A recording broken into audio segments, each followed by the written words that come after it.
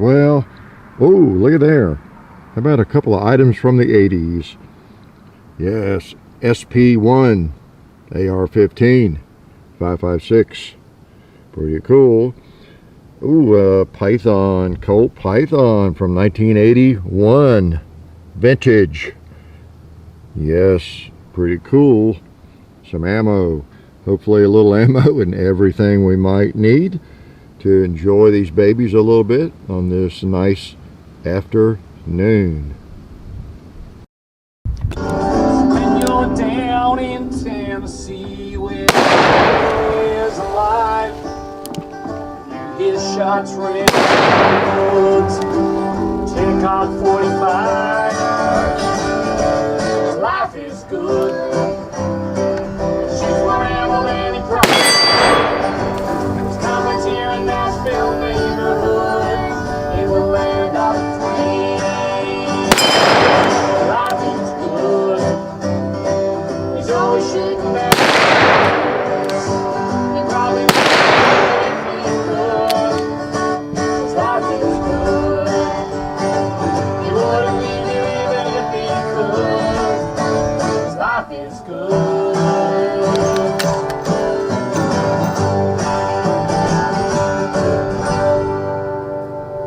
Life is Yes, life is good. Hickok 45 coming to you from the beautiful hills of Middle Tennessee, the home of a vast numbers of great folks, okay? We'll single one out next week. We'll let you guess who that's going to be. So I'm glad you're here. It's not a bad day. Been living right, I guess. We had a couple of chilly Sundays, chilly weeks, and it's nice, pretty nice. I might just go for 3 hours. So, you know, nice weather might not be good for you, right? So I'm glad you're here, and it is the beautiful hills of Middle Tennessee. You know, even with the leaves off, it's a beautiful thing to be in the woods. The woods are special no matter what time of year, really. I prefer them, well, in the fall or summer or spring. But, they're still here even in the winter.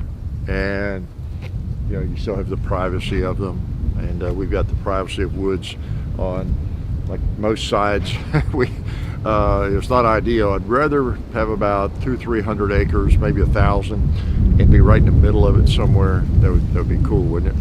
You know, some people, if they have a lot of money, they you know, they buy Lamborghinis or whatever they buy, things like that. Buzz to Paris, you know, for dinner or whatever they might do. But what I would do if I was like filthy rich, I would find about 1,000 acres somewhere. I don't know where that would be, you know, Texas, Wyoming. I'm not sure where the ideal place would be. Somewhere where they have water, you know, like we do, but still have a lot of open land.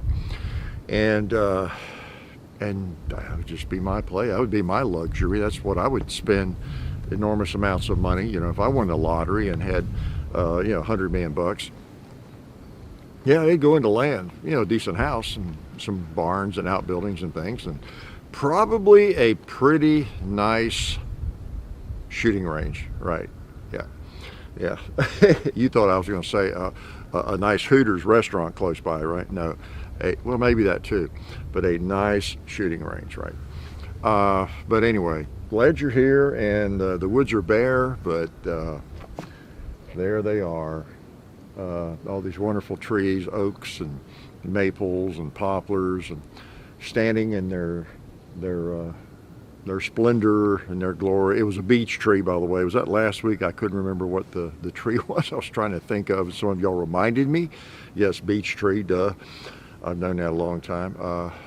It wasn't like I couldn't think of any. I mean, I could have rattled off 20 different trees, but for some reason the beech, I think all my whole life I've confused beech and birch. It goes back to like 2nd grade or something, just the words, and I'm always having to, which is it? Well, we have beech trees here mostly, more so than birch. But yeah, here we are, and here I am, and it's the new year. It's 2021, if you haven't noticed yet, right? Probably wherever you're living, it's 2021, unless you're in the future and you've come back to this, okay? like could be 20, 30, right? I might not even be around anymore, and you might be watching this. And so, but right now, today, it is 2021. It's a Happy New Year to everybody, right? Hopefully it'll be a better year. And I don't know, you know, crazy world we live in. And largely, we are kind of mostly responsible ourselves for making the times good or bad, right? Yeah, most people, I know, when I say people, I'm talking about me too. I mean, most of us are responsible for how our life goes. I mean, really, there are exceptions, right? We know people that just have gotten dealt a horrible hand of cards, really have. Just, wow, you can name them. I hear from some of you all who've had, oh man, I talked to somebody left a comment about you had like 30 surgeries or something. You know, I mean, some people just have a hard time of it. You know, it's just through no fault of their own. Some of it because they volunteered to go to a war for us, you know, or whatever, and then people are born, wow, and with horrible diseases, and kids without arms and weird things. Life ain't fair, no doubt about it, right? But still, most of us, we determine really through attitude what our life is going to be like. It really is the truth. I know I sound like Coach, but it is so true. Coaches preached that to me for many years. It is so true, and I preached it to when I was coaching and teaching. You really do, making the most of a situation or not, right? Just, you know, whatever the year's going to be, it is going to be largely up to us. Now that's easy to say. For me, you might be unemployed, right? And you don't know how you're going to make the house payment next month, right?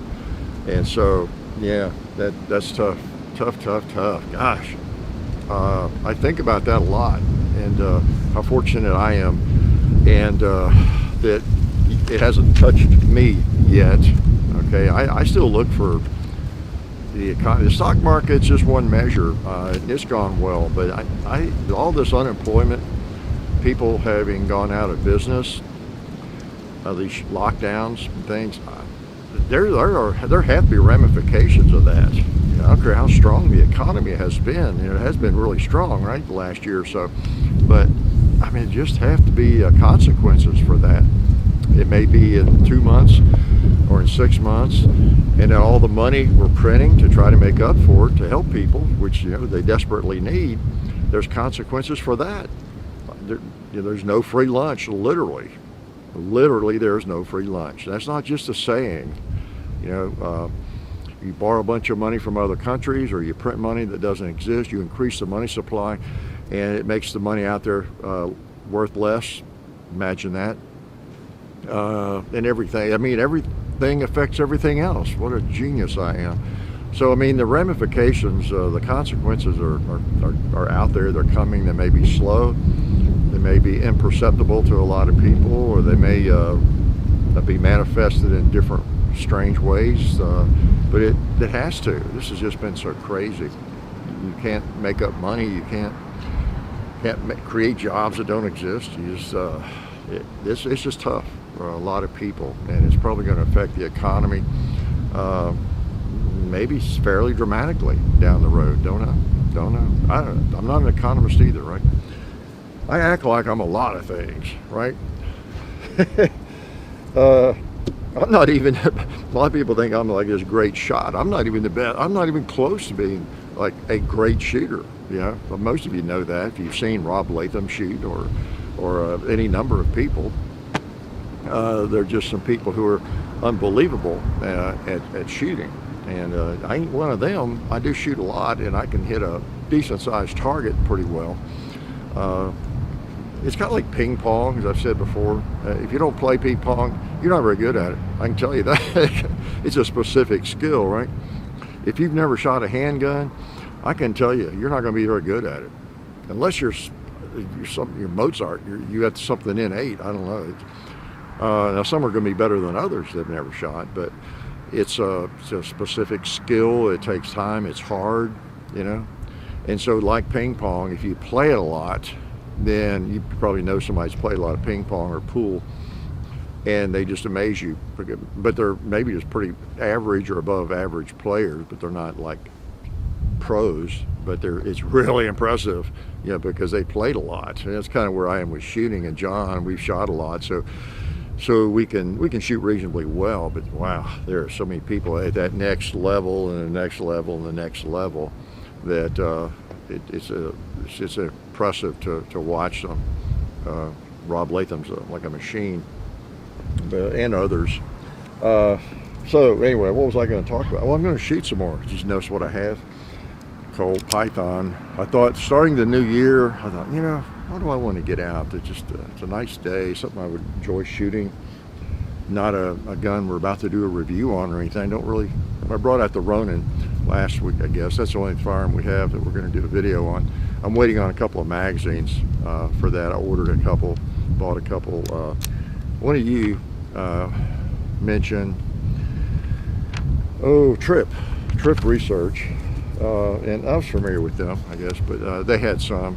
Somebody pointed out to me in a comment, and I went online right away and ordered 2 from them in 10mm for that 1911. So hopefully, it said they were in stock. That was like last Sunday, I guess. So hopefully they'll be coming. And but I was just in the mood to, something I really like. To start out the year on a positive note. There we go. See, you kind of make of things the best you can, and one thing that helps is just use your brain, use your attitude, your whatever. Like, it doesn't make a lot of difference what firearm I bring out today, but it's a beginning of a new year, and this is 53, number 53 thing, and Sunday shoot around. I thought I'm gonna bring out something pretty, something I kind of slobber on myself when I look at it and hold it, and I know many of you do too. Good old Colt Python. The story, I had one of these. I had several, but I had this one. This was my first configuration, 6-inch blue, and I bought in 70, had to be 73 or 4. Sometimes, I don't know about you, but I haven't moved all that many times, 5, 6, I don't know in my life, but I can remember, if I don't have the dates, those records I kept on a typewriter back then, and that's how long ago that was, in the 70s. I think I ran across those recently. I've got those somewhere, but they're not handy. They're not like computer digital or anything, but I can pinpoint, dates pinpoint within a year or two based on where I live, because I knew I had that Python when now the 8 3/8" Model 29 44 I've had so long. I know exactly when I bought that, in October 74. This one, for example, was wow, I might have had it even before that. I bought it because of where I lived. I remember specifically having it in my first apartment in Franklin, Tennessee, and I moved out of there in 75, built a house, in 75. So it had to be like 73 or 74 that I had this, because I remember having it at that apartment for a while, because at that time I just had maybe 5 or 6 guns, and in other words, I was unarmed. Had a shotgun or 2, the high standard riot gun, I think they called it a riot gun, and the Model 1200 Winchester shotgun, and the Smith & Wesson Model 29, maybe this. Ruger, still had the Ruger Blackhawk 45 Colt, I think, at that time. I did. And what else? We'll talk about that someday, maybe. Of course, Dad's 22 I had. But anyway, just a neat gun. I wanted a Python at the time, just so beautiful. And then I went, and I had several, but then I went for decades without one. And then I found this one at a gun show, priced right as they can be. Well, it's been a couple of years now, I guess. I even painted the sight. Notice that? I know, that's sacrilegious. Smearing paint on a Python, that's okay. I want to enjoy it. I want to be able to shoot. That's not a bad job. You know, sometimes when you paint the front sight, a ramp sight or whatever, it can end up a little sloppy, even if it looks pretty good and helps you shoot, you know, quite a bit better. It still can look kind of, you know, cruddy, right? I know when Dad and I were both into shooting together back in the 70s, 80s, you know, we used fingernail polish, most people did. And I remember he had a couple that you need to get my mother to do that, I guess, with the fingernail polish. But anyway, it makes a world of difference. It really does. So can I shoot it before I get into my big lecture? You know, Ballistol Talon grips. Yep, got some right here on my hip, Talon grips. Got Ballistol on these guns. People think we're sponsored by Spyderco. Why did I get that out? Oh, I don't know, to open the ammo box. Now, I don't do that in gun shop. You're not supposed to really open ammo boxes in gun shops. Somewhere recently, though, I was. And I was doing it. Somebody else's box of ammo. Oh, yeah, I know where it was. But someone else's box of ammo, and they were selling it. And I wanted to look at them. So I pulled out my knife, and I remember at the time, I thought, oh, they think I'm going to cut, you know. No, what I like to do, I have a hard time getting a box open. Do you all? This is really important information. Sometimes without tearing it, depends on the box. And one way I found, if I have a screwdriver handy, you just slip it in there, and, you know, just kind of pop it open. No cutting involved. You just need something thin, and a knife blade happens to be the thinnest thing I have on me, right? And just open it without cutting it. That's the whole point. Without destroying the box, taking care of it, you know. So, but anyway, oh yeah, I almost lost track. Imagine that. Since I'm never on track. I've had questions, are we sponsored by Spyderco? No. I just always have one handy. I've carried them since 1990. I won one in a shooting match in North Carolina State USPSA match. Yeah, and it was a side match, shotgun match of the actual match. And did I win that thing? I was really high, and I used my Super 90 and won a Spyderco knife, and that was my first one. And I had known a couple of guys that carried them and were, you know, really strong on them. And I got that thing, and I got to using that and got that one-handed. It was kind of old school. I like the old bone-handled knives. You know, I mean, pocket knife's a personal thing, and there's so many neat ones you can get with bone handle, stag handle, however blades you want, the kind of blades you want, and just carry it, and it becomes a part of you and everything.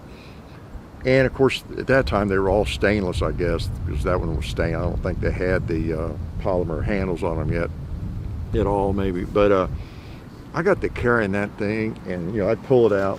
I don't keep them as handy now. They're in my pocket, and it's pretty handy, but I don't have it like clipped onto my belt. I end up losing them that way. They're not clipped really tight. Plus, you can damage your car seat or something, so I just put it in my pocket. But to be able to pull out a knife, if you've never used a knife that has I do sound like I'm sponsored. If you have a knife with a hole or a nub on it, and pick it up and with one hand, because you always, have you ever noticed that? Whenever you need a knife, you're probably handling something.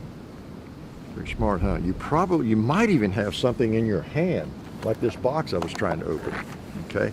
So I'm fiddling with it, and okay, I grab my knife, I open it up, and there it is, see? So you're usually you know, working on something when you need to pull your knife out. So it's nice for it to be one-handed. Yeah, I've noticed that phenomenon with other things too. I've let John know about that. I'm such a genius that, you know, it seems like your battery quits working only when you need to use your car, right? You know, it's when you need it, you know. I mean, a flashlight, batteries are down. They're only down when you need it. You know, I mean, it's just one of those phenomenons that occurs, you know, over and over. Try and make a phone call, battery's dead, right? So anyway, I'm rambling already, but no, not sponsored. We're not sponsored by Spyderco. Is the bottom line on that. I think we did talk to them at their booth at SHOT Show one day, just let them know that, you know, if they had interest, but, you know, we weren't having slots open, you know, for any kind of help. Now we're kind of full up, and we're very selective, and we're just really happy. As I was saying, with everybody that helps us, we're just very, very pleased, and we hope again that you support the people that do support us, because it keeps us going. And as I tell them, all the folks that help us, there's what, 5 or 6, and there's nobody else, you know, there's no big secret, you know, paid reviews or anything going on, as might happen some places, but or at least has in the past. Not with us ever, but we're very pleased because we don't have any conflicts. You know, we make sure that that's not accidental. We just don't take help at the opportunity, but we don't take help from anything. It'll be a conflict. How are we going to take help from Colt? Then talk about Colt revolvers or whatever, Colt semi-automatics, and we don't review ammo, for example. We can't if we want to. I'll give you a quick story here. I'm still going to do that. May have mentioned this. I've got a truck and a couple of cars and everything, and I got gathered one day. This might have been back in the spring, last winter even. Magazines I had in some of those cars from trips or whatever, loaded magazines with ammo that had been in like my truck for years, and in my car for a couple of years. Okay, through the heat and the cold and the heat, you know, month after month, maybe year after year, and just loaded magazines, not my carry mag or the main mag, but just extra magazines full of ammo, and not 100. Well, I had a bag of them, and I'd gone around just cleaned out some stuff, and I still have that bag with, I got 10 different mags in it, various sizes and ammo. And I told Johnny, oh, this is perfect, John. I cleaned out all these cars. We could do a video on just how ammo holds up in bad weather. We'll just get the Glock 9, it's all 9mm. We'll get out the Glock 19 or 17, and there was something, I think, for the SIG. But we'll get those guns out and just shoot it, and share it with the viewers, he caught me. We catch each other. He said, well, what kind of ammo is it? I said, well, I think it's all federal, about all federal, so we can't do that. And I said, yeah, that's right. It becomes an ammo review. Look how great federal ammo is as compared with, you can't do it. So, I mean, we don't review things that are from entities that support us, as I say. So that would end up being, I don't know, kind of an ammo review in a way. I mean, it's borderline. It'd be fine, but we just steer clear of that kind of thing. And I said, well, we could just get them out and shoot them and not even talk about what kind of ammo. It's just factory ammo, couldn't we? Or maybe not. I don't know. Everybody would know it's federal. We're just, and we'd get accused of federal paying us to review their ammo and show that it lasts better than other kinds. So we even avoid that kind of stuff. That's how we go as far as we go with that. Just point that out. I kind of hate it. I was looking forward to it. I'm going to do it. I just won't do it on video. I've still got all those mags loaded, and I pretty well trust it, because I've done this before in my life. I've had ammo in cars in different places, or exposed to the weather, especially factory ammo, and it does amazingly well. I would still trust it. But I'm going to do it just to make sure I still trust it, because see, now if like half of the ammo doesn't fire, there's some kind of problem, okay. Because in fact, before videos, I was going to write a magazine article. I wrote one, but I was going to write a magazine article on something like that.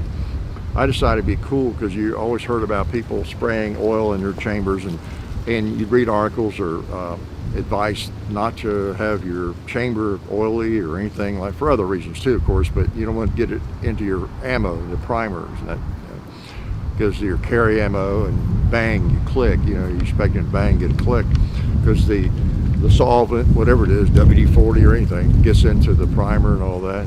I mean, that was just kind of the gospel I grew up with in my firearms world. And I thought, but I had done some testing of that with some ammo been left or oily or whatever, and it always seemed to fire. I said, you know what, I'm just going to do some testing. Now, I never did write the article. I mean, I was going to send it to Guns and Ammo or something. I just never did get it together.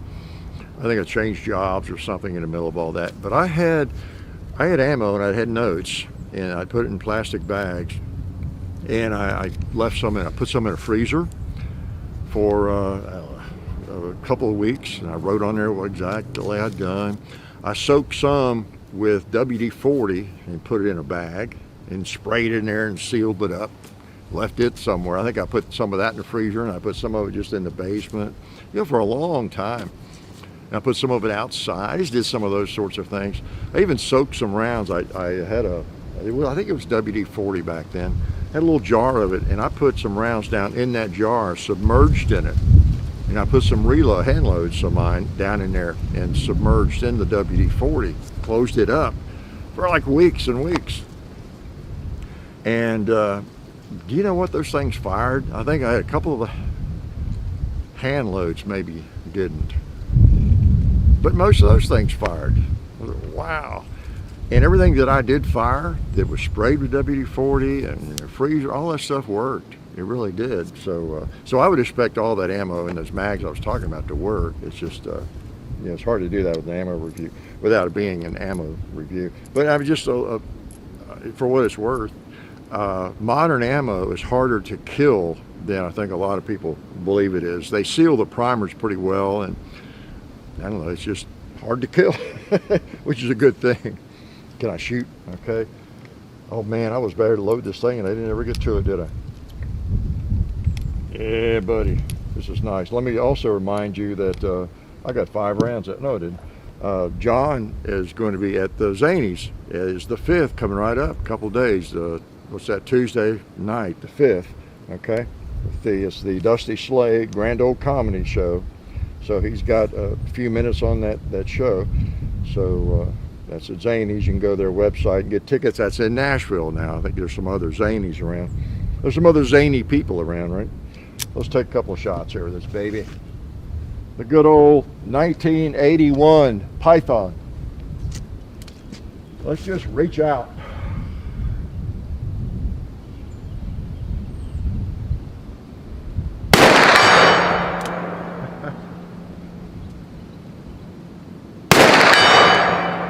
Smacked him. Now I want you to notice the difference. I'll put some 38 specials in later here.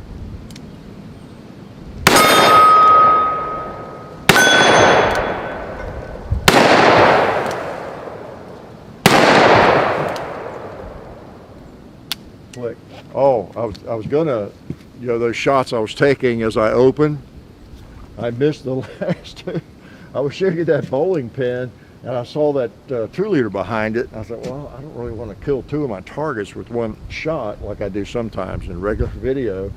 And I messed around. I missed both of them. I was trying to avoid, catching both of them. But I missed.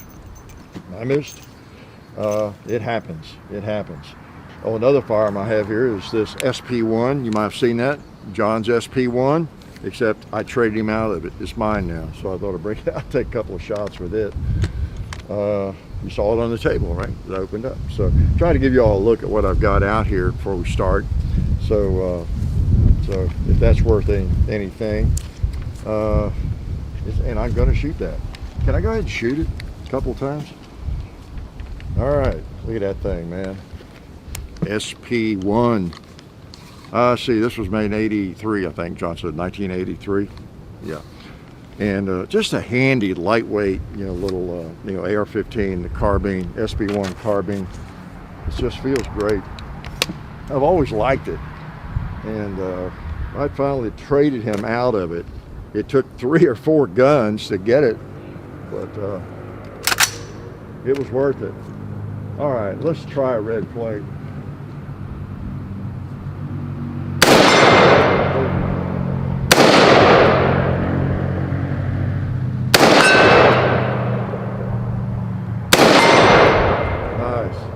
Let's try explode a 2-liter.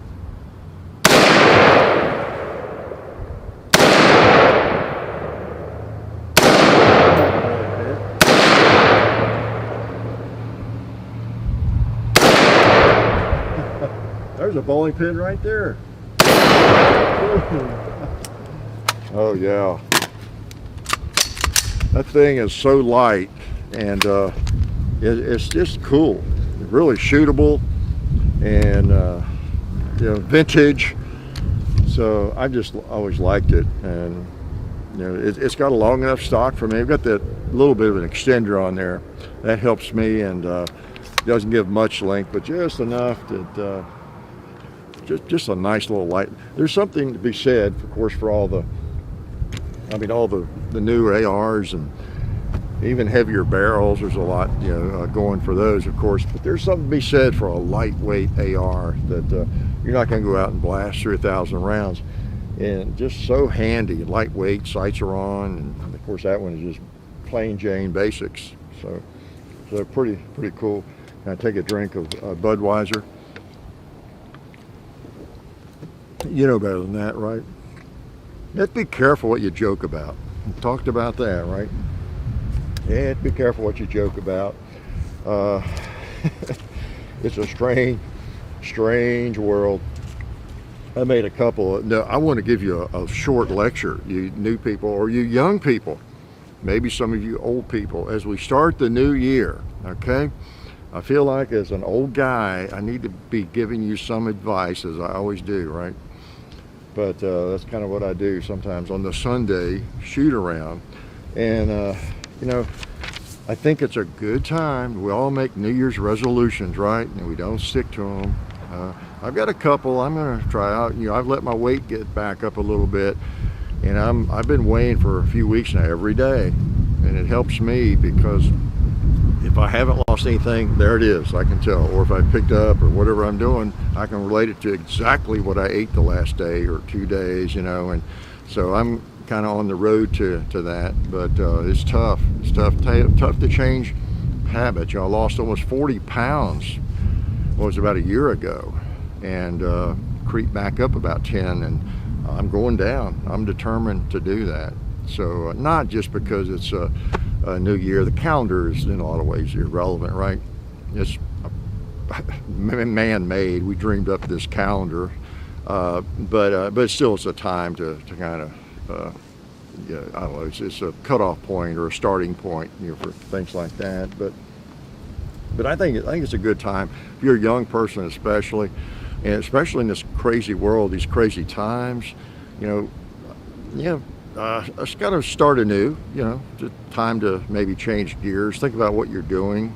You know, what are you doing? A lot of you are having a hard time, maybe with your job or your school, and this weird learning from home on Zoom or whatever you're doing, however your school's dealing with it. If you're in a private school, you may have a little bit better, you know, situation for that. But anyway, still a good time to think about what you're doing, what you're carving out with your life, because it doesn't happen overnight. You know, whatever you're doing, it's just a slow process. You're every day, we're all determining what we're going to be, how we're going to be every single day. Just little bits and pieces.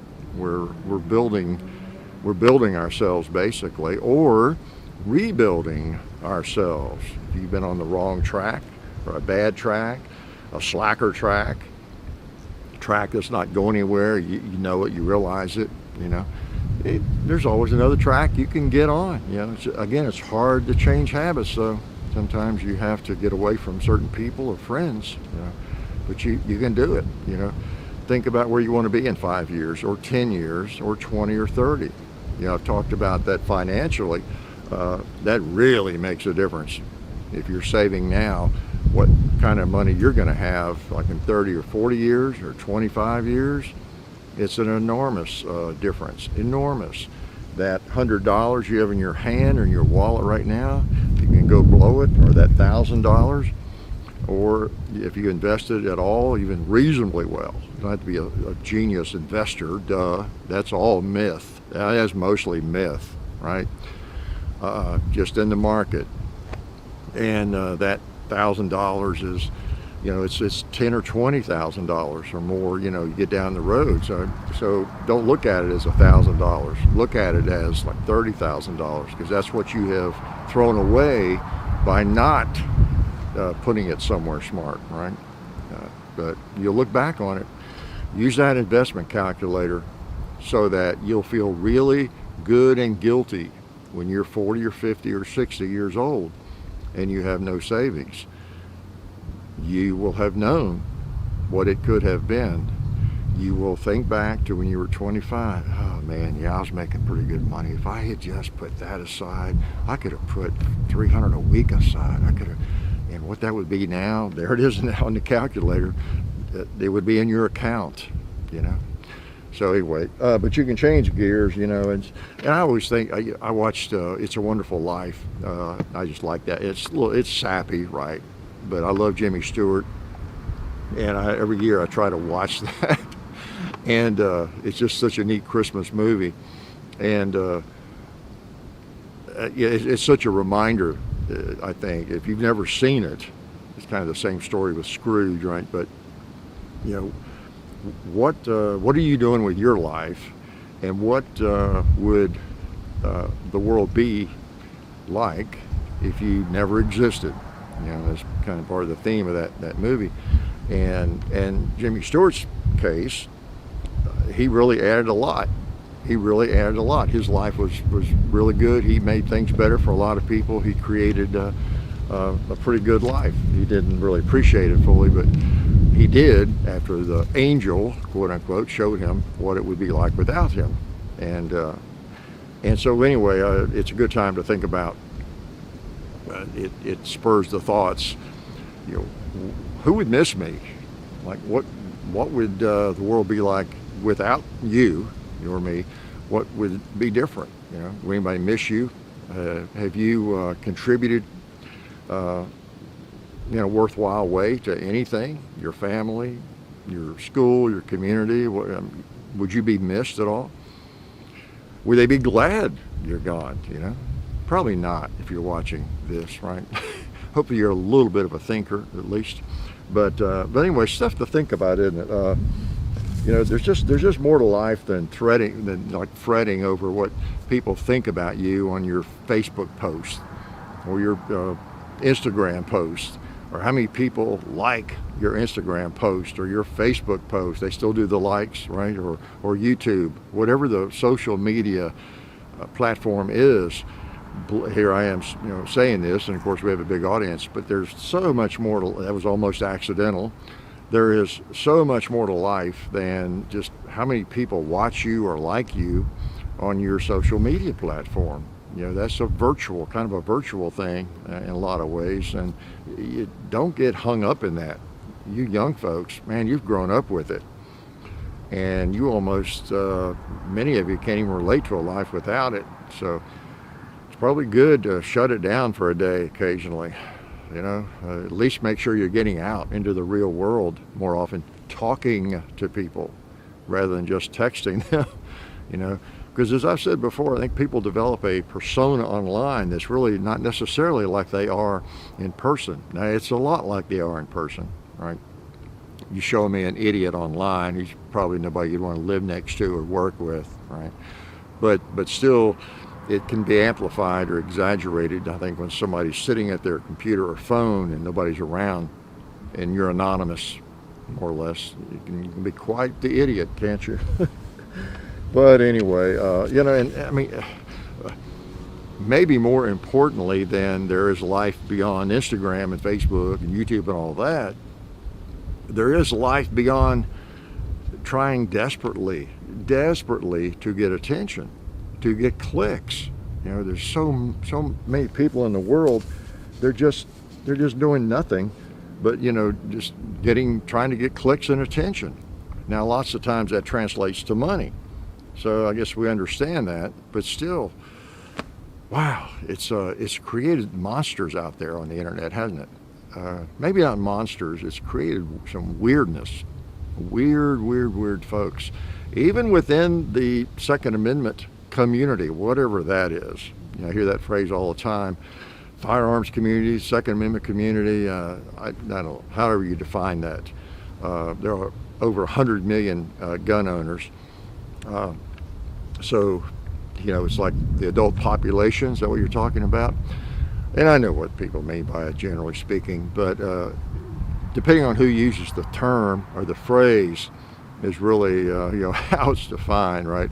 Defined through their eyes for the most part. But even within the Second Amendment community, the firearms enthusiast community, whatever, there's some weird stuff. There's weird stuff. You see it all the time. People just desperate to get clicks.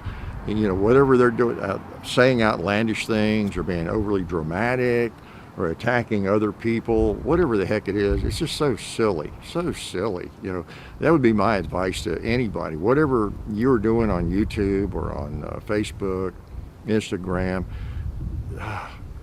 slap yourself upside the head really hard if you ever catch yourself worrying too much about what other people are doing on Facebook or Instagram or YouTube or Parler or wherever. You know, focus. Here's a news flash. Focus on what you are doing and try to do something worthwhile, creative, in support of the Second Amendment, whatever it is, or educationally in terms of firearms, if you're in the firearms world, and you probably are if you're watching this. But again, that newsflash, just do well what you're doing and don't worry about other people. I mean, it's just bizarre. It's a middle school approach, isn't it? Everybody has been in middle school. Most of you, you might be in middle school right now. You really know what I'm talking about, right? I taught middle school for a quarter of a century. And it was fun, great kids. I thoroughly enjoyed it, and you know, miss it in a lot of ways. But you know, the drama of being a middle schooler and how the things go there, and you know, building yourself up by tearing other people down and trying to get attention, all that kind of stuff. It doesn't really end with middle school, does it?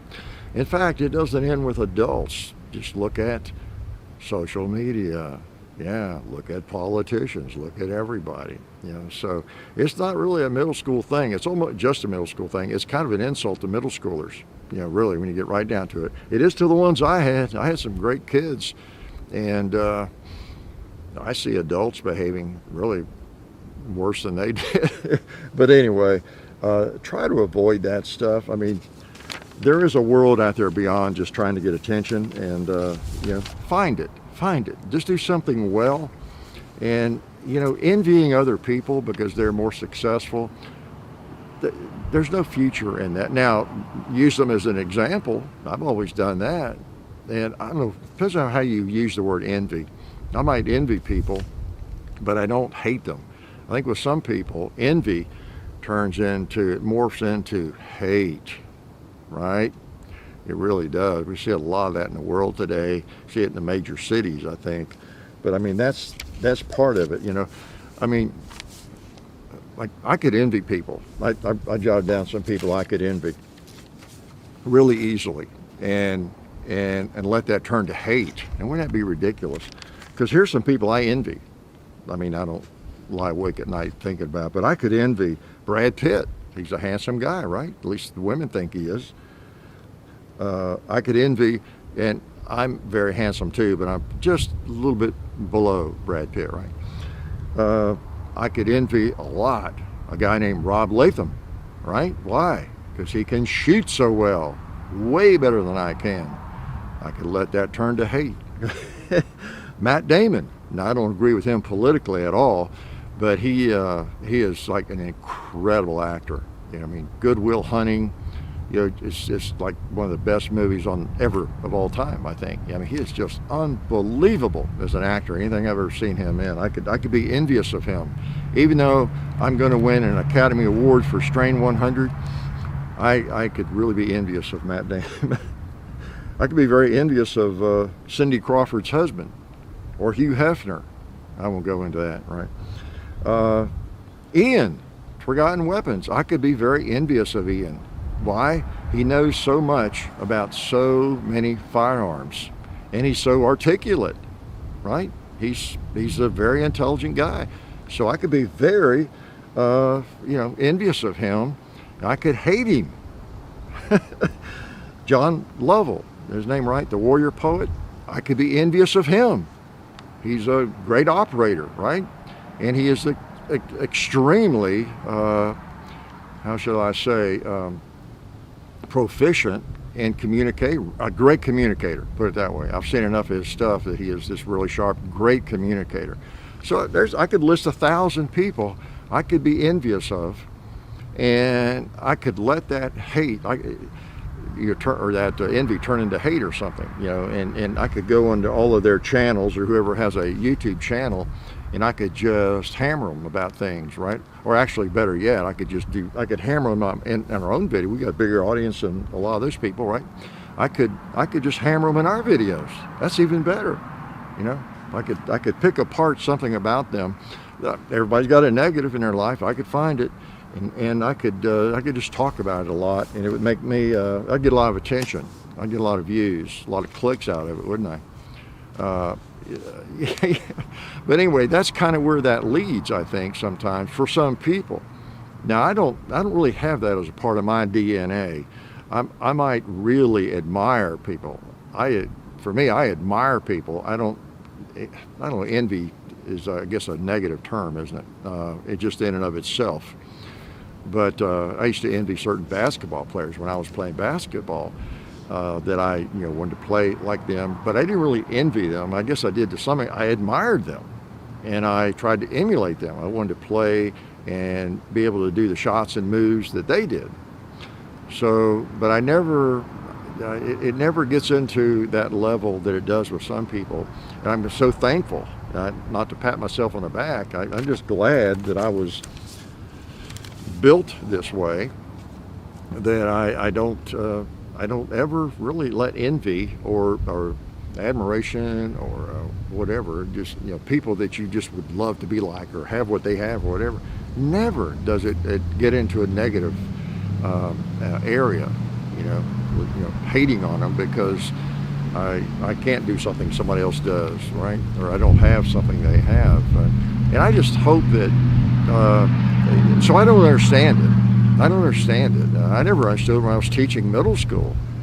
I didn't, or high school. I taught high school too. I never really fully grasped it. It was perplexing. It still is to me this day, this aspect of human nature. And you all have seen it, and it's probably very perplexing to you too. I know my first year back in teaching in 1990, there was a young fellow that the other kids were picking on. And in fact, he changed schools, I think, over it. And I thought it was being made. No, why would they pick on him? He's got the most pleasant personality. He's a good kid and all this stuff. And it was just perplexing to me. And we as teachers tried to watch for it. It became a bigger and bigger deal.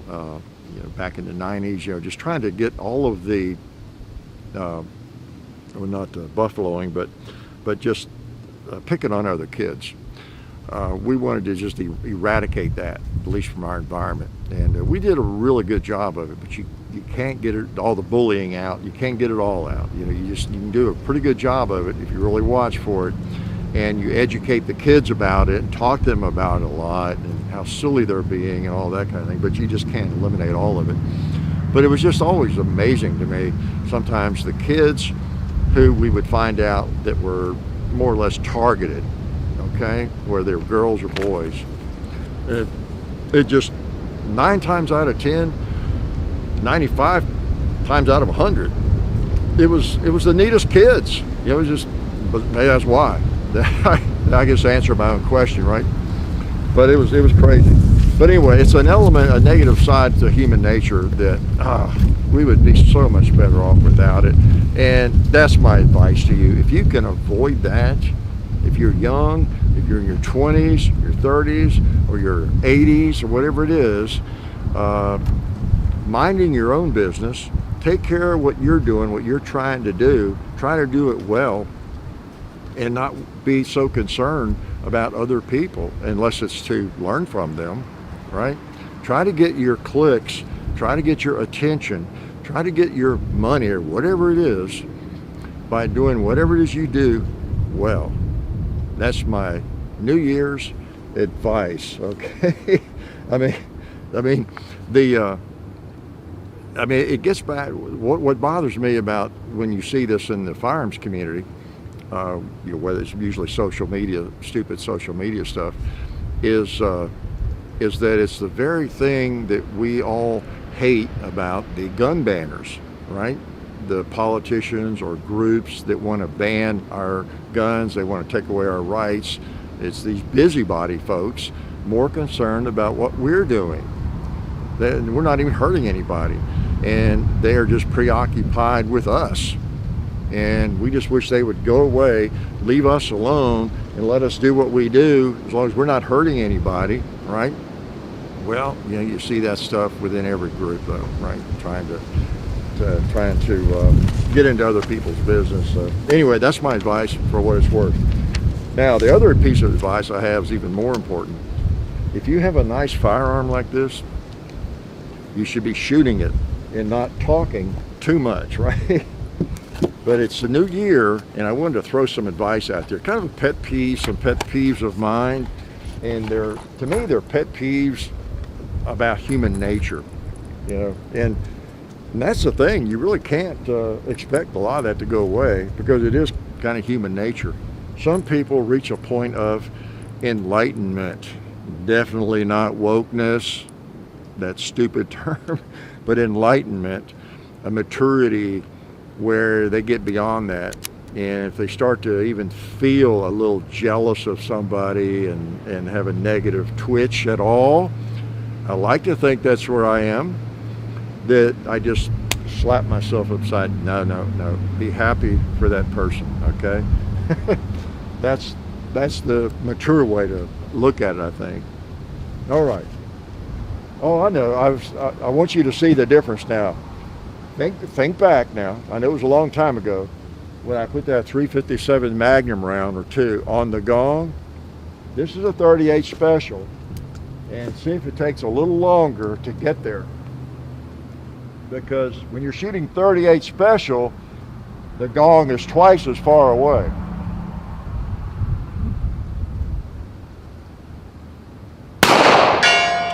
See what I mean?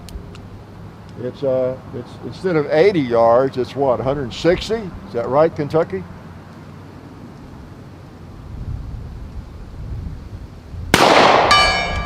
Yeah, takes a little longer, doesn't it? Not enough to tell the difference right here.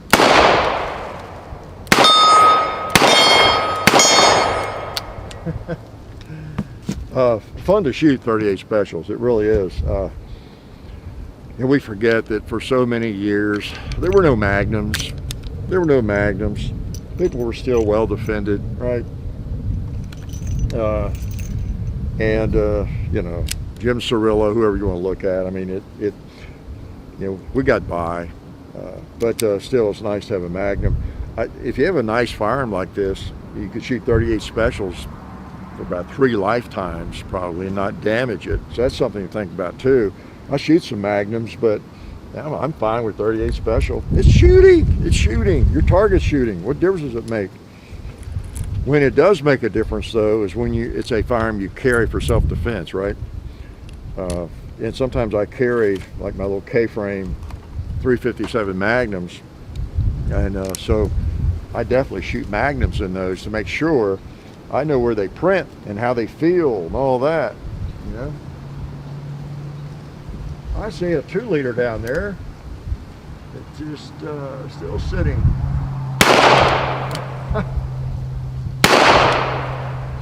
Wow. Not often a 2-liter takes 2 hits to kill, is it? That doesn't happen very often. Let's put a 38 on that pig. Boom, right in the jaw. Why'd I quit? I got 2 more rounds.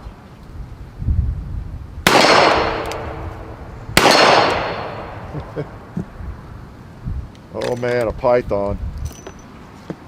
If you know of a more attractive handgun, let me know.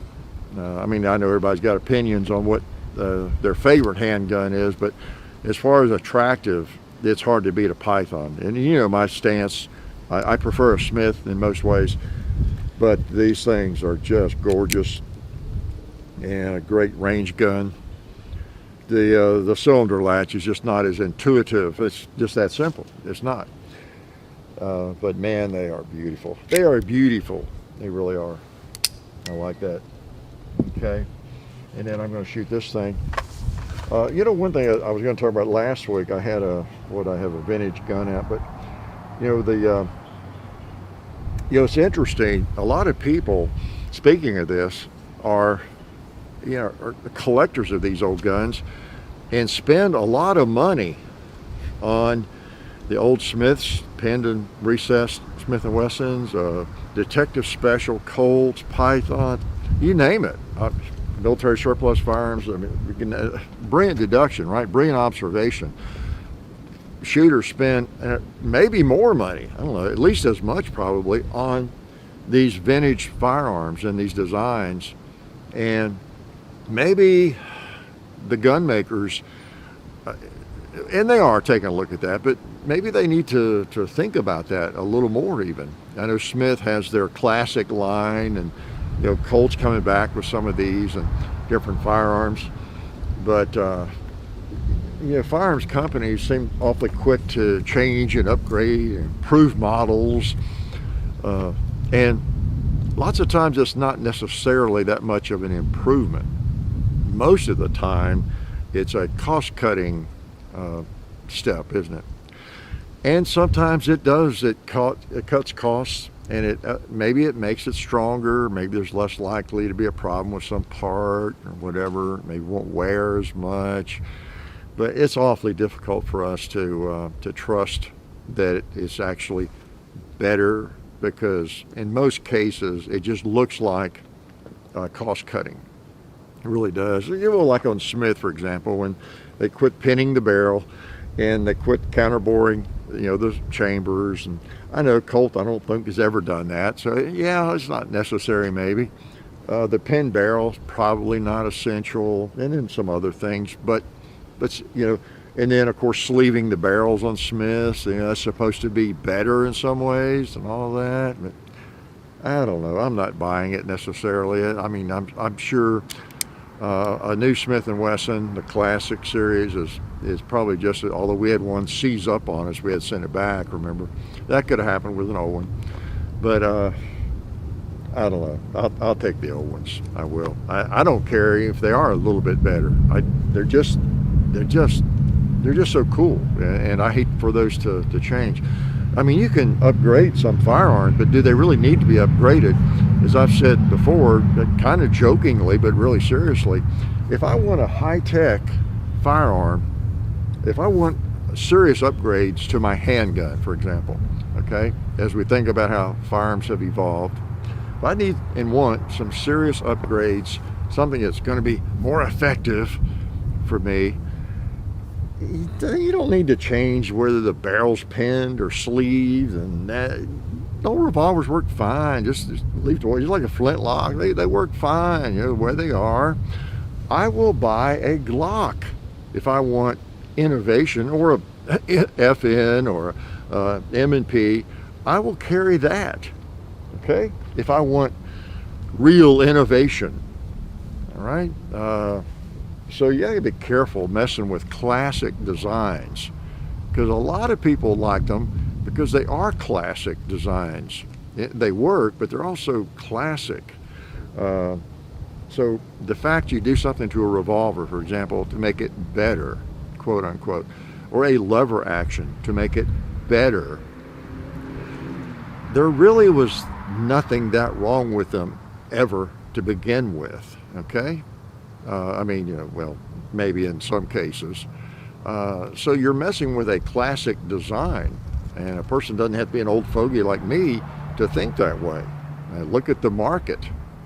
Go online and look at what pinned and recessed Smith & Wesson sell for, or Generation 1 or Gen 2 Colt single actions, or whatever you want to talk about. They seem to be shooting just fine because people are paying big bucks to get them, okay, and collect them. I shot them all through the 70s, for example, with Smith & Wesson, well, Colts too.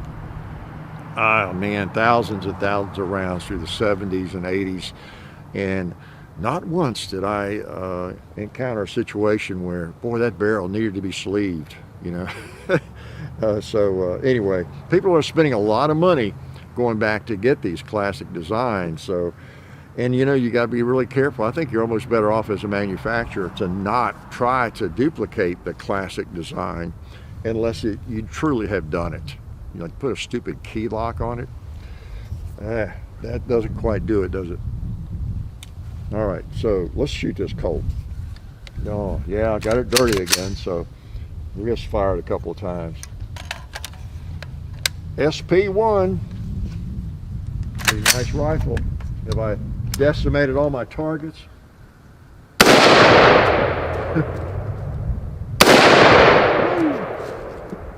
a red plate over there.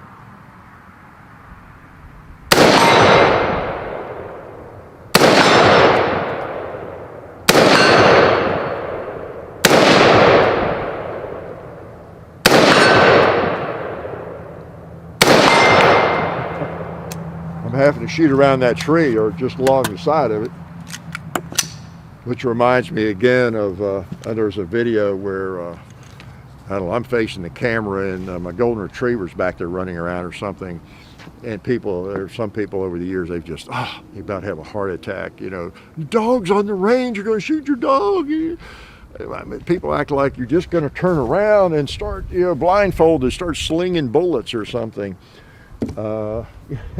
I could, if it weren't for the bullet splash, you know, and of course if the dog was there, you would see the dog, you know, so if he was just directly lateral to the steel, he might get some bullet splash. That wouldn't be good. Could put his eye out or something, but if it weren't for the bullet splash, I'd take my, I've got a relatively new vehicle, I'd take it over there and park it within a couple of feet of that target, or 1 foot, or 6 inches, and shoot at it, you know, but I don't want the bullet splash to damage the paint on my car.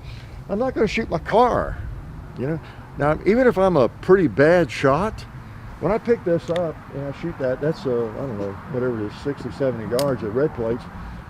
When I pick it up and put the sight on there, I don't pull the trigger till I think I'm on the red, you know. Now, I might be off a little bit. I mean, if I can shoot those things all day and I'm not going to miss more than that much, right? I mean, it'd be hard to miss more than 6 inches on those red plates with a rifle.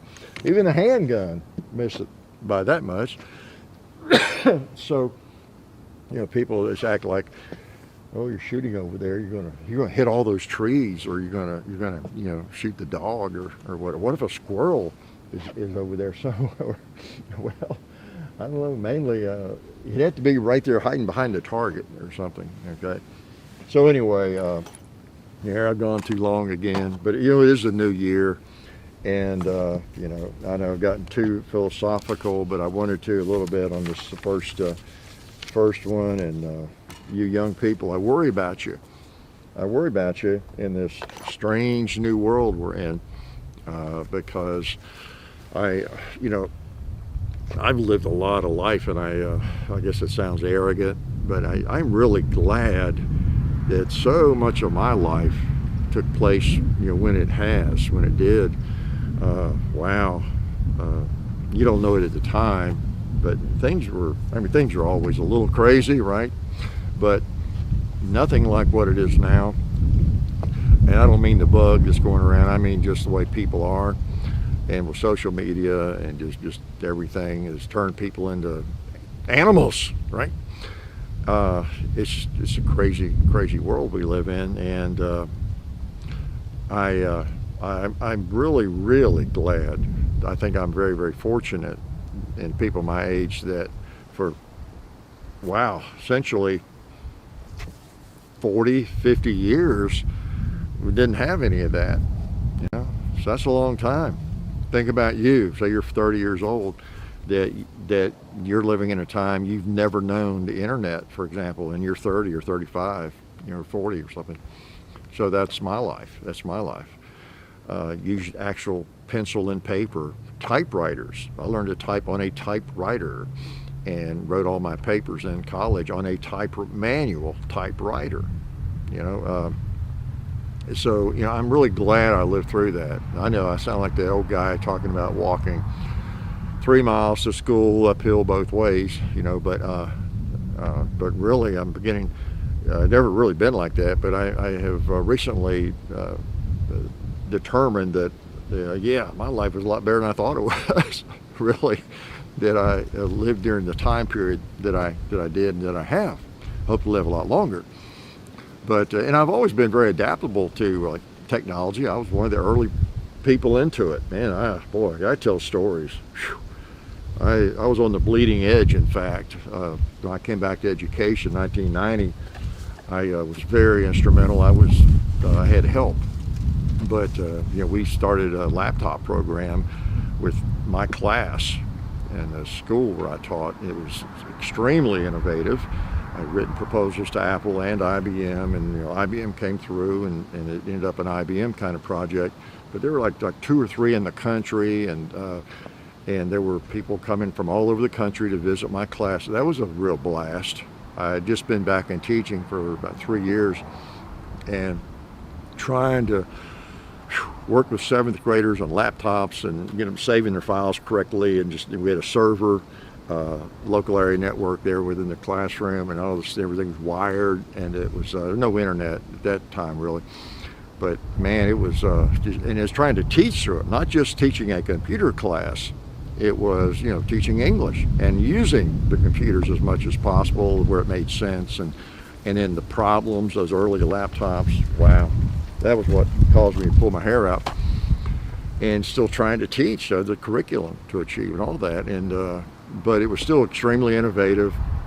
I should have written some articles about that at the time.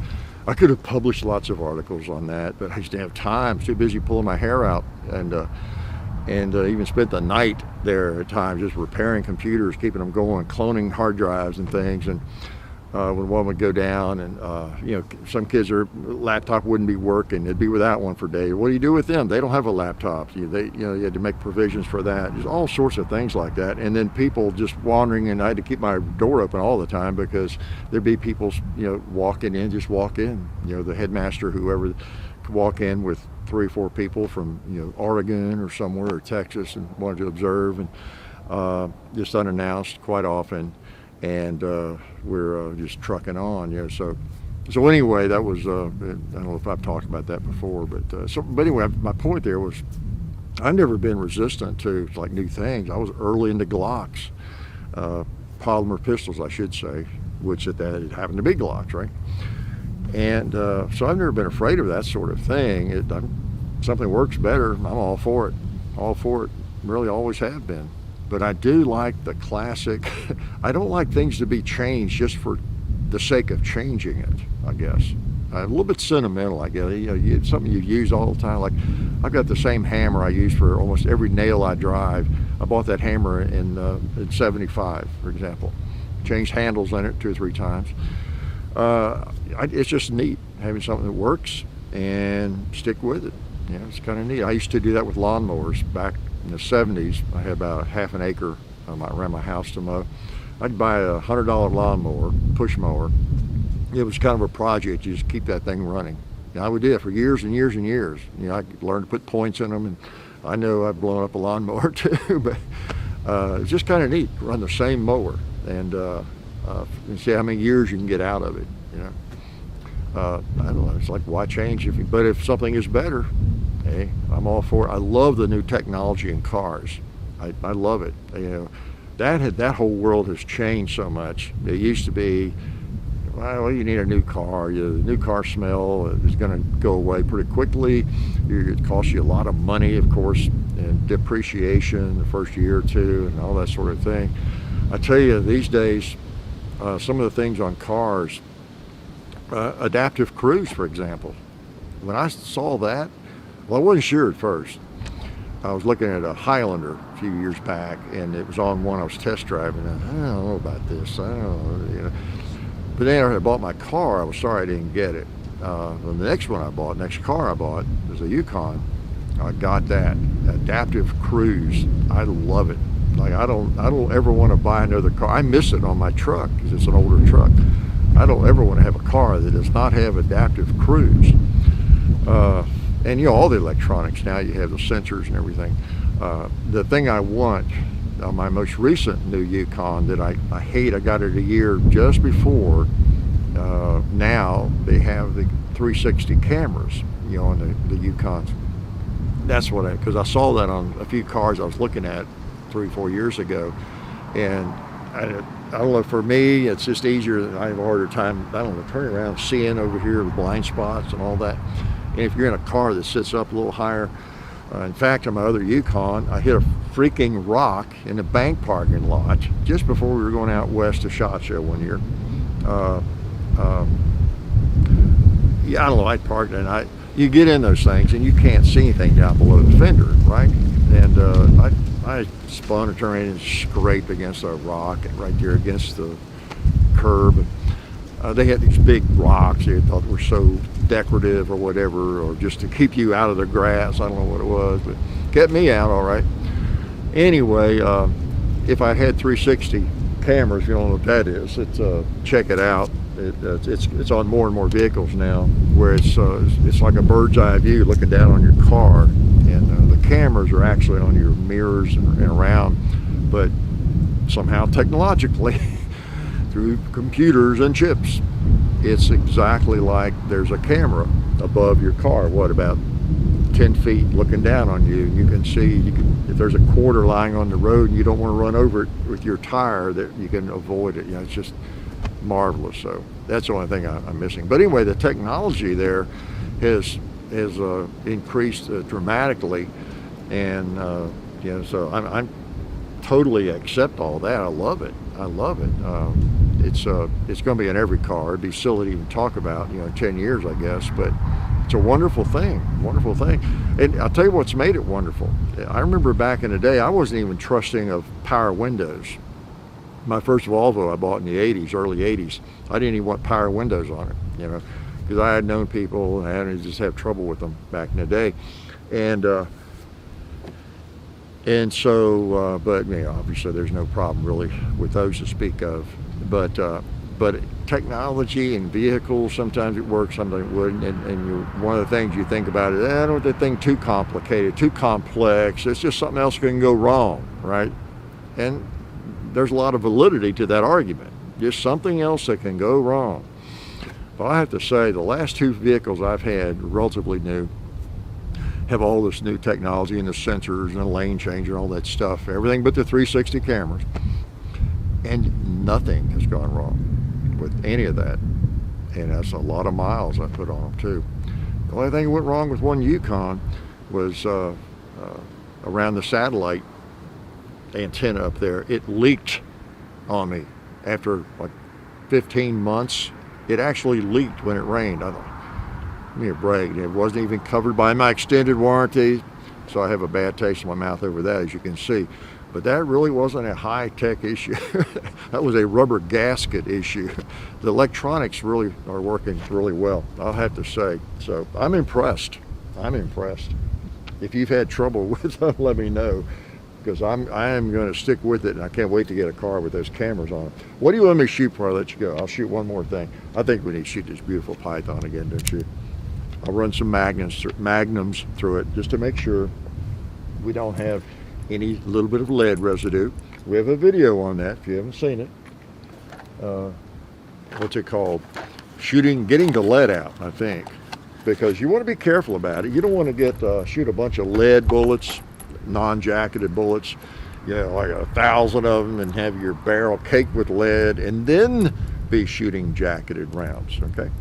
But if you just shot a moderate amount, and I've shot a lot of cast bullets over my lifetime, in that Model 29, for example, and it's just very common for me to have a few jacketed bullets before I leave the range or the shooting table, and run 6 of those through it. It just cleans it right out. You don't want to do it though if you've got excessive leading. Okay, everybody get that? All right. If anybody tells you it's a bad practice, you tell them I said they are full of baloney, because I've been doing it for 50 years. All right. So one advantage of being a little bit older, you don't have to take other people's word for things on everything, right? When you have decades of doing something yourself successfully with no problems, you can just take those pieces of advice with a grain of salt, right? All right. These are magnums now. And you know what? The cowboy has not been hit. He has now. I'm going to hit him again. Let's put one of these on the gong.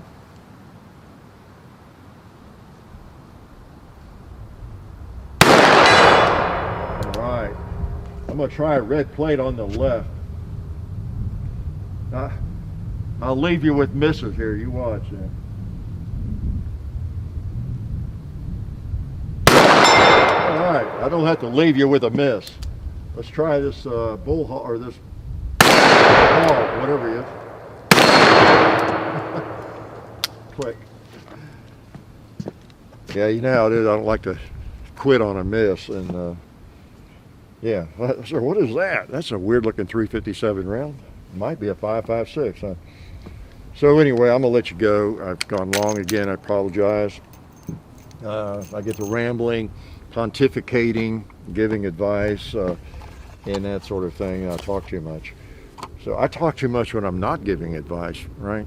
I know it's a weakness. I'll try to improve on that maybe in the year 2021. So anyway, I hope this is of some use, and I enjoy coming out and shooting, talking to y'all. Okay, so I enjoy it. I enjoy the Sunday shoot around, especially when the weather's nice. So it's a bit of mental therapy for me.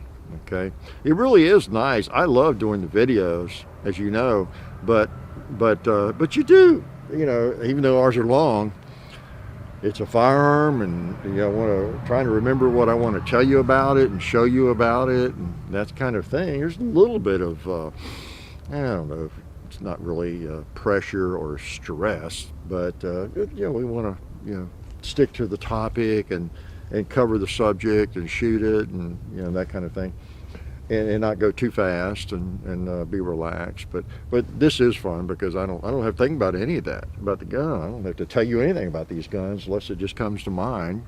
And if I want to talk about something else, I can do it like I did, pontificating, preaching at you about the new year, and thinking about changing your life, because your life needs to be changed. I can tell you're on the wrong track. Now, we all have things we need to improve on, don't we? Man, like I said, I'm working on a few things. I really am. I'm going to lose some weight. I'll let you know how much I've lost after I've done it. Yeah, I'm not going to lose a lot. I don't need to lose, you know, 30 pounds, but I need to lose 10, maybe 15. And I'm determined to do that. And it's a challenging time to do that in the winter, right? Because not out as much, you know, walking all over the place as often. Half the time it's muddy, but so it's a challenge to do that. It's a challenge to do it anytime, because it's a habit you get into, is what you eat, how much you eat. As I said before, last year, so a lot of you are new, I realized I did lose a lot of weight last year. Really got serious about it, and the thing that helped me a lot was just writing it down every day, weighing every day. But I forgot what point I was going to make, some profound point about it. But it is so difficult because of your habits and what you're eating. And I forgot. Oh, it just slipped right out of my brain. But weighing every day made the difference. It really did, because I wrote it. I write it. I'm doing it again. You know, I'm writing it down, and so I know exactly what I ate and why I'm at 238, or I'm at 242, or at 230. Why I'm another pound up, okay? Or why I didn't lose anything yesterday, right? I mean, after a while, even if you're kind of slow-witted like me, if you're writing that down every day and you can just see it, and it's happened often enough that, oh, I picked up a pound or two or something, and you think back to what you ate yesterday. Okay, yeah, that pizza then we ate late. I mean, it really, you can't help but kind of put two and two together, and so it's a matter of just doing it. You know, we all know how to do it. We all know how to eat right. We know how to treat people right. We know all that stuff. The problem is it's hard to do, right? So anyway, I hope you all have a great new year. I'll try to be with you every Sunday. And I'll be busy just being envious of those people I mentioned earlier. It's funny. Yeah, I am aware of people that do things well. You know, I don't talk about them a lot. brag on like Ian occasionally, or just see if it comes to mind. But there are some people out there in YouTube land, Paul Harrell, that do things well. That's what, I meant to mention, that do things well. I don't talk about people that do what we do very much, because it sometimes it doesn't come out right, or by the time people, well, Jerry Hickok says this about something, or they leave a comment somewhere. We have always, and I'll leave you with that, we have always avoided that, and I've even blocked a lot of names of other YouTubers and things early on. Nothing fancy. I mean, it's been long enough now, and I know Nothing Fancy a little bit, but he was catching, his usual share, his share. When I say usual, we all have our usual share of trolls and haters, and he was catching. And what would happen is he would block them. He was the biggest channel at the time, and he would block somebody, and they would come to us as we started growing, and they would think, okay, well, I'll insult Nothing Fancy, on Hickok's channel or something, So I got to block Nothing Fancy's name or filter it out because these idiots come over there, and then even if someone would say something, oh, cool, that's just like the firearm Nothing Fancy was reviewing, that's cool, they might say something really complimentary about him, like, that's great, Nothing Fancy did a great review of that gun or something, which would be fine. But no, you know what's going to happen. The trolls are going to see it, or his haters, and they seize that moment. Oh yeah, oh, he's an idiot, and I'm sure they do the same to me on other people's channels and different places around the internet. It's just, again, trolls and haters are everywhere, not minding their own business, right? What they're doing, and so I hesitate. And the reason I think of this right now is just today, somebody left a comment and said something about, oh yeah, they go to somebody, it was a compliment to Paul Harrell and me, something about, I go to Paul Harrell for ammo information and Hickok for gun information, something like that. You may have seen that comment. And I actually was going to answer it, say something, but just kind of funny, it just occurred to me, I was going to say, I actually typed it, and answering that comment, replying, I wrote,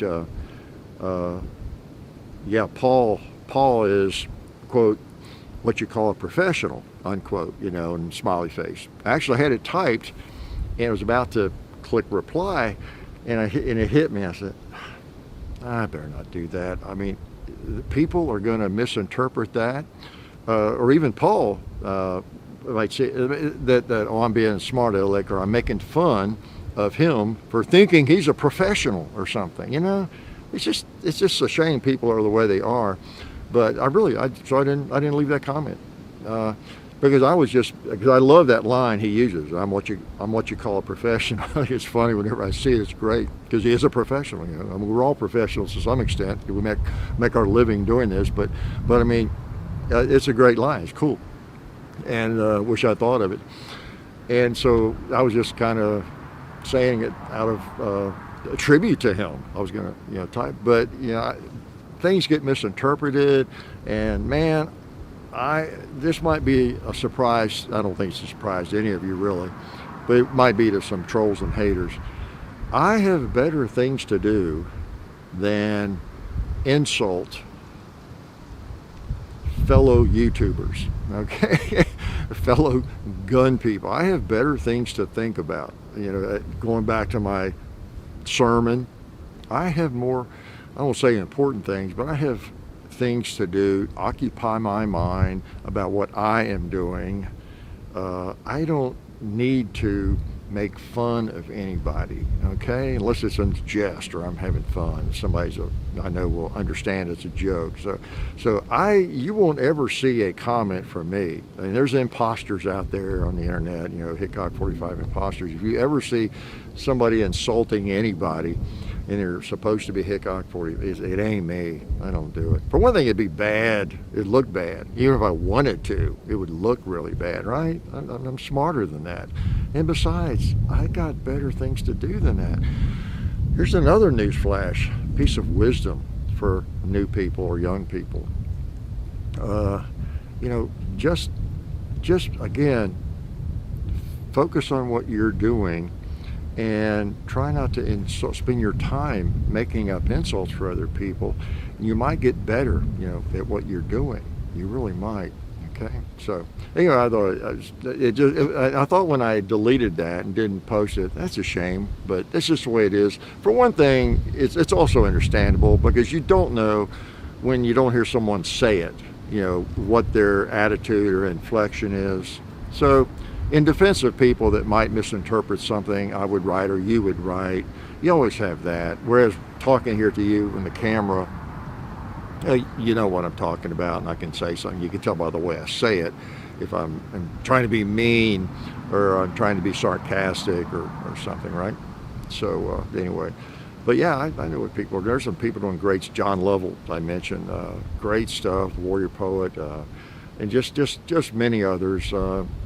Many others, because I bounce around and I see a lot of stuff, and occasionally you're reminded, there's another immature dude, that's worried about what everybody else is doing. But for the most part, everybody's doing something useful in some way. Yeah, I think probably 90% at least, and you get something from everybody. There's people who focus more on whether it's tactical stuff or have military experience, like John Lovell and others, and that just are a wealth of information, and so it's a great world, great world. Anything you Google or search for on YouTube, there's probably a video on it or on that gun, and gosh, I can't tell you how many times I've benefited from that. Just how do you disassemble this gun, or I forgot, or whatever. There it is. I've recently become very interested in what is it? We just did one. It's the Dan Wesson, the Vigil. Yeah, I still want one of those. I might have a surprise coming, but I discovered there's a model, the Guardian, that is what I was looking for, really, with the safety that works and everything. So. But I Google around, I find videos on that and different things and contrast and compare, and my gosh, it's all out there. It really is, and so we really appreciate you all coming to see what we do, because there are so many videos, so many good videos, so many people doing things that are well done, and so I know everybody's time is limited. So we really do appreciate you all. I mean, more than we just really do, because nothing's slick about what we do. I mean, my God, this channel is so unslick. You shouldn't be surprised if you don't click into a video on our channel of some really ugly dude standing in the woods talking at you for an hour and a half and doing very little shooting. I mean, that's how unslick it is. Weird stuff, comes through the camera and your computer, from this channel. So that's enough. I gotta let you go. This is what you get when it's a nice day. It's nice weather. I could even take this shirt off, Mainly I was wearing it because I didn't want you to see I was armed, right? So I'll let you go, and I appreciate you again. I'll see you next Sunday. I'm certain that we won't have this nice weather. Hope it's a good year for you, and the first step in that is making sure it's a pretty good day, and then it's a good week. And again, it's that attitude. It's our attitude about things. It's if you're busy looking at other people and being envious of what they do or what they have, and not focusing on doing something yourself, that's not good, is it? And I'm not accusing any of you all of doing that. I'm sure I've done it myself. But if you have kids, or you teach, or you're around other kids, people, you have influence over people, it's just, oh man, it just undermines a person's whole future, doesn't it? Because it's so easy, isn't it, to well off and fall into that victimhood mentality. I didn't get that job because they just didn't want to hire somebody my age, or whatever it is, or my color, or I got the wrong accent, or whatever it might be. It's so easy to blame other people for just everything. As I've said with like discrimination, for example, you know, I wish I could convey. I mean, I've grown up a white guy, so, you know, I mean, I don't even remember to talk, I guess, but I mean, I tell you what, there have been so many times when, you know, whether it's in a, I don't know, it's in a public format, a business, or whatever it is, where I just was just ignored or treated poorly in my life. Or I thought, man, what is wrong with me? You know, it's not just a color thing, a gender thing, an age thing. It's just people can be rude. People can just be totally uncaring and really, really bad at being in retail or whatever they are, or if they're in public service or whatever their job is, or it's a DMV, whatever it is. And I got a clue. I clue you in. In most cases, it's not because of your color, of your gender, your sex, your your age, or whatever else, your religion. It's not. It's because they are just rude people. Really, they have no social skills. I mean, I've seen that my entire life, and most people have. You know, so anyway, here I get off on another topic when I'm trying to get out of here. So I'm gonna let you go, and I've got guns to clean now because of you all. Except it's not because of you all; it's because of me. Yeah, I'm a victim. I'm a victim of gun cleaning now, and y'all are at fault. I'm gonna blame it on you all. No, I enjoy cleaning these guns. I just cleaned that AR a while back. Yeah, I traded John. No, I'll let you go. I traded him, was it 3 guns or 4? 3?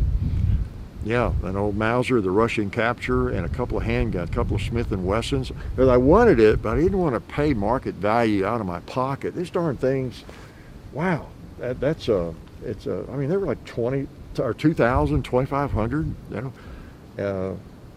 They're just high, and I told him, yeah, I'd like that, but I'm just not enough to buy it, you know, from you. Not like I need it anyway. But there's a couple of guns he was asking me about if I still had, and he was saying, yeah, well, we work out a trade, and where nobody's out any cash, and everybody's happy. It was really one of those trades where everybody was happy. You know, he got some guns he wanted. He's got a freaking M16, so you know he doesn't need this, but so it's good. He might have come out on the short end a little bit. I don't know, but we're both happy with the trade, and I'm happy. I like this. I like it a lot. It's just a handy old gun. This is the kind of AR I grew up with, right? Attached carry handles, not attached, just attached, but part of the upper, right? And so I just have a fondness for that, although I do appreciate the new ones, as you know. So I'm gonna let you go. I promise. Okay. So anyway, I hope you've seen that stupid zombie movie, and hope we didn't scare you with the zombie heads. You know, we do some weird stuff occasionally, and I think some new people were like, oh wow, this is scary. Oh, yeah. Well, you know, if you've been around a while, you know what we're up to. And those were really neat heads. I mean, those are really quality heads, no doubt about it. And probably very expensive, got them, you know, from the studio. And I think I'm going to mount those out at my driveway. You know, it's to really where the road hits my driveway. Especially if 10 Outdoors 9 is headed this way. You know, about like a 22 Plankster, you know, head them off. You know, keep them out, head them off. Hey, pretty good fun. So anyway, I'm gonna let you go and have a good year. And not unfortunately, but I'll see you soon. Actually, right? Yeah, we hope you're here, and I hope I'm here next week on Sunday. Okay. Was there anything I was forgetting to tell you that you needed to know? Seemed like there was, but I told you about John, and I might see some of you at Zany's this week. So anyway, take care, and I'll see you next week.